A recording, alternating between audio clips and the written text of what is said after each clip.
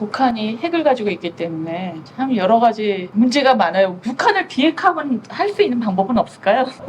어떻게 가능할까요? 아니, 우리 대통령도 이제 네. 그 단계적으로 3단계 해법을 엊그제 말씀도 하고 했지만 하여튼 비핵화를 향해서 우리 자체적인 노력을 한번 기울일 필요는 있어요. 뭐 하여튼 뭐 그게 이제 그 실현 가능성에 관한 문제는 또 별개지만 우리는 하여튼 그런 큰 프로그램을 갖고 나가겠다고 이제 의지를 밝혔으니까 정치적 해법이 필요한 거죠. 그런데 이제 동아시아를 볼 때 미국은 한반도를 이런 이제 그 한 전구로 삼고 그 중심에 커다란 항공모함을 띄우는 형국으로 인식을 하고 이 구도 속에서 한반도 안보를 다루게 되면 우리가 아무렇지도 전혀 개입할 필요가 없는 일에 너무 많은 희생을 또 치러야 되는 일을 우리가 감수해야 되는 상황. 이게 이제 경계해야 된다는 겁니다. 네, 맞습니다. 미국 전략이 끌어가다가 코가 끼어서 그냥 거기에 고래 싸움에 새우등 터지고 코피 철철 흘리는 일이 생겨서는 안 되지 않느냐.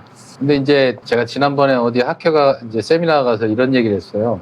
북한이 파병을 이제 우크라이나전 파병을 갔는데 저는 머릿속에 뭐가 제일 걱정이었냐면 우크라이나가 전쟁 대상국인 북한 평양에 미사일을 날리면 어떻게 되나 이런 거 고민을 좀 했어요. 근데 만약에 생각해 보십시오. 중국과 타이완 전쟁에 이제 미국과 국제사회가 전쟁을 했어요. 우리가 베트남전의 경우를 보면 우리가 계속 뭐 부대 파견하니까 휴전선에 북한이 많은 도발을 했고 그렇지 않습니까? 이번에도 가면 중국이 전쟁을 시작하는데 북한과 러시아하고 상의 안 할 거라고 생각하십니까?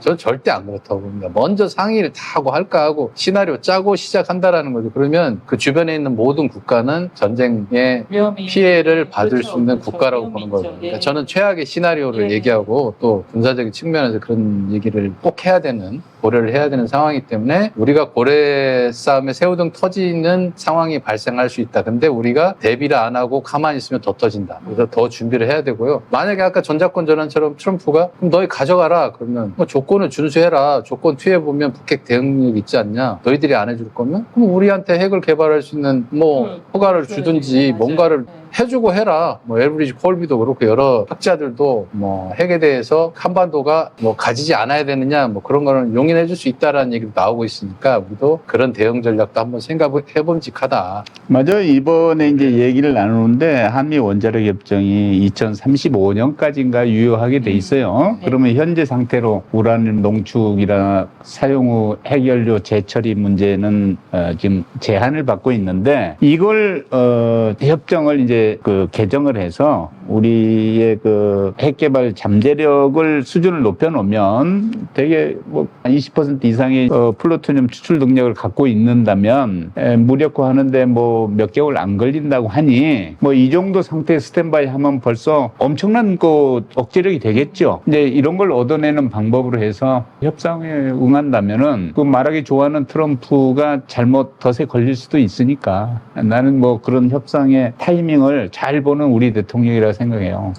개인적으로 얘기 나누는 가운데도 정확하게 타임 포착해서 아마 뭘 얻어내지 않겠냐 하는 희망을 갖고 있습니다. 그러니까 이제 그거를 공개적인 자리에서 했다고 하더라도 트럼프의 성향상 이거 아닌가요? 협의된 내용을 숫자를 막 사인하면서 바꾸는 그런 성향상 그때 얘기한 건 아닐 수 있다. 그러니까 제일 중요한 건 제가 보는 건 핵에 대해서 개발을 한다라는 거는 이제 우리가 여러 가지 옵션이 단계적 옵션이 있을 텐데 이거를 에스컬레이션을 잘 컨트롤해서 미국이 제안하는 거기에 맞게 수준에 맞게 우리가 같이 에스컬레이션 해야 된다. 갑자기 방위비 분담금을 뭐 한 두세 배 올립시다 그러는데 우리가 그럼 우리 핵 개발할 거야. 이건 수준이 안 맞는 옵션을 가지고 얘기를 하잖아요. 그래서 우리가 한국도 좀 치밀하게 이번에 이재명 대통령님도 트럼프가 나올 거를 이미 어느 정도 예상하고 가시니까 여기에 수준에 맞는 적절한 단계별 우리의 옵션을 제시하는 그런 협상책을 썼으면 좋겠다. 그래서 다양한 협상안이 분명히 나왔을 거예요. 우리가 세미나도 했지만 그때 제가 차기 정부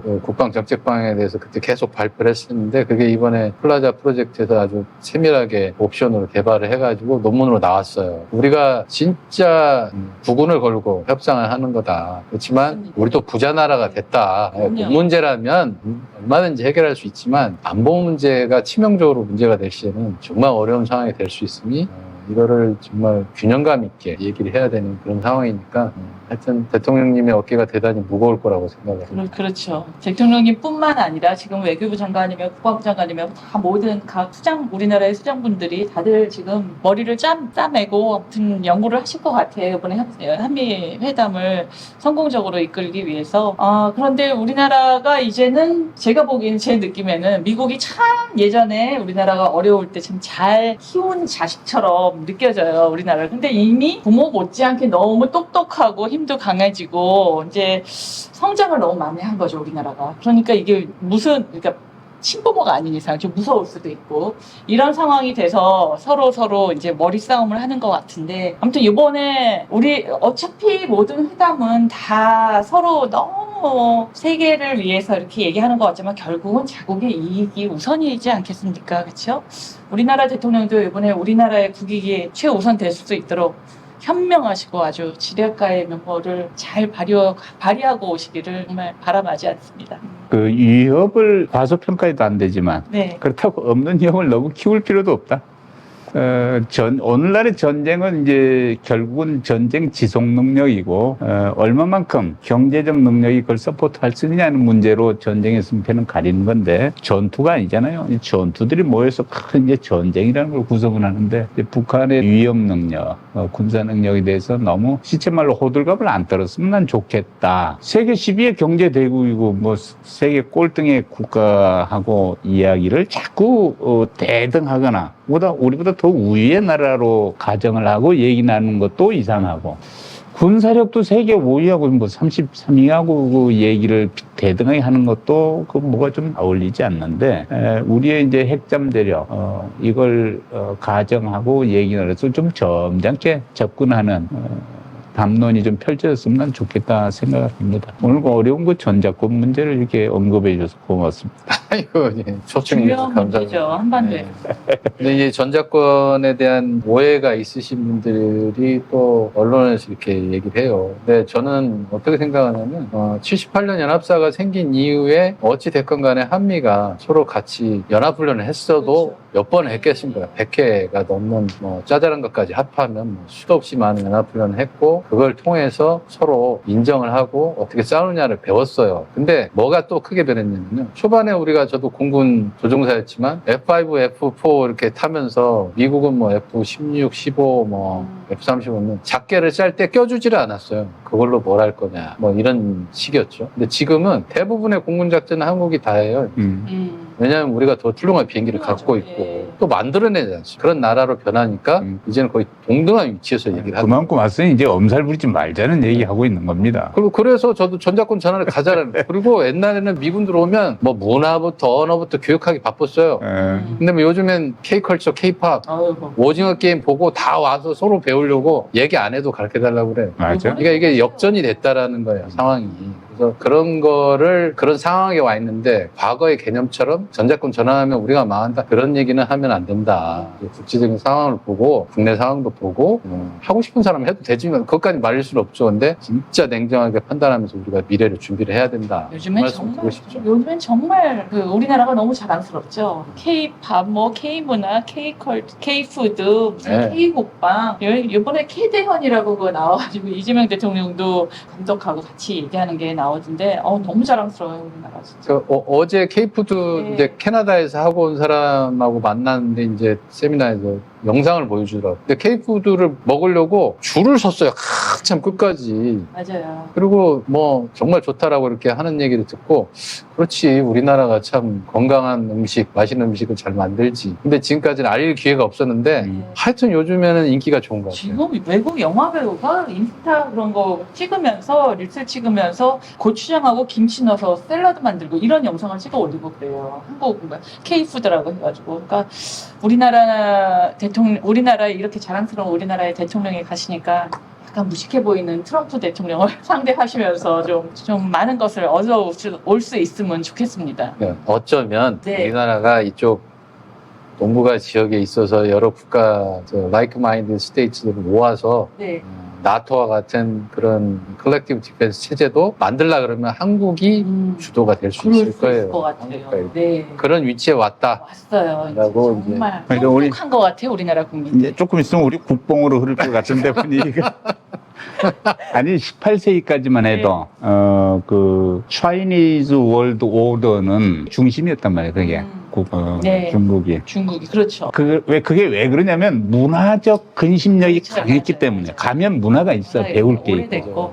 누구나 거기 가서 맞아요. 체험하는 걸 원했단 말이에요. 근데 이제 2차 대전 이후에는 어디예요, 그게? 미국 아닙니까? 미국에 가면 하여튼 무조건 우리는 팝을 부르고 젊은이들 문화에 어울리고 유학도 다 가고 거기를 가야 하여튼 뭔가 배울 게 있어. 근데 지금 트럼프 딱 보면 이건 배울 게 없어요, 이게 리더십의 위기야, 이게. 지금 중국 보면은 에이, 저것들 저거 안 되겠다. 아무리 올라와도 안 되는 거예요. 세계 리더십 그거 안 돼, 이제 앞으로 사회에. 그게 이제 한국으로 오는 거 아니냐, 나 이렇게 보는 거예요.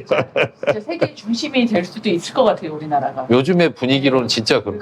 그렇게 가야지. 정말. 가려면은 스스로 쓰는 능력이 이제 커야 돼, 스스로. 맞아요. 자꾸 의존하는 생각, 이거 버려야 돼. 우리 자꾸 정리하고. 그러니까 단군 이래 지금처럼 우리나라가 막강한 적이 없어요. 그렇죠. 너무 진짜 근데 더 좋은 건, 더 올라갈 수 있겠는데? 이런 생각이 드는 올라가는 거예요. 이유가 뭔지 아세요? 발전 가능성이. 스스로 이 한반도에 싼 북한의 인력과 토지, 그리고 여기에 첨단 기술과 노하우, 컬처, 이게 합쳐지면 어느 나라에도 없는 엄청난 에너지가 거기서 나오고 이제 그 근심력을 발휘할 수 있다는. 아무튼 우리나라 국민들이 똑똑한 것 같아요. 그러니까 너무 이제 똑똑한 것 같아요. 북한만 우리가 잘 돼서 통일이 되고 최소한 싸우지 않는 관계로 되면 뭐죠, 먹고 더블로 가? 이거 있잖아요. 그것처럼 맞아요. 우리도 정말 2배 이상 성장할 수 있을 텐데. 아니, 나는 이런 포텐셜을 갖고 있는 한반도를 바라보는 주변의 강대국들 어떤 생각을 할까?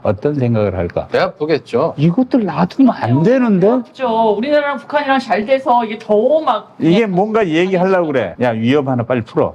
그럴 수 있어요. 뭔가 가까워져. 야, 위기 상황 하나 만들어. 이러지 않을까? 쟤네 저렇게 조그만 나라가 우리를 감히 이게 우리는 나라의 사이즈 때문에 네. 계속해서 선진국이 되려면 뭐 일본 정도 크기의 1억 이상의 인구에 여러 가지 조건이 네. 있지 않습니까? 그게 조금 부족하죠. 필수 조건은 아닌데 그런 얘기를 많이 하지 많이 않습니까? 하죠. 그러면 필요한 건 우리는 어떻게 보면 같은 동족끼리의 통일이겠죠. 그렇죠. 그런 거에 대한 논의 자체가 많이 사라지는 것도 좀 아쉽고요. 근데 이제 우리가 계속해서 발전하고 북한도 이런 우리의 발전상을 보게 되면 언젠가는 대화의 장이 나오지 않을까요? 예, 이런 시각에서 우리 한반도의 미래를 네. 보고 또 주변국들의 대한반도 정책, 대주변국 정책 등을 이제 판단하고 자꾸 이제 우리는 좀 큰 시각에서 우리 민족의 장래도 자꾸 만들어 갔으면 좋겠습니다. 네. 오늘 너무 네, 좋은 좋은- 말 전해주셨습니다. 너무 감사합니다. 더운 날 네. 시원한 얘기. 아유, 수고 많으셨어요. 네, 제가 고맙습니다. 언제 왠지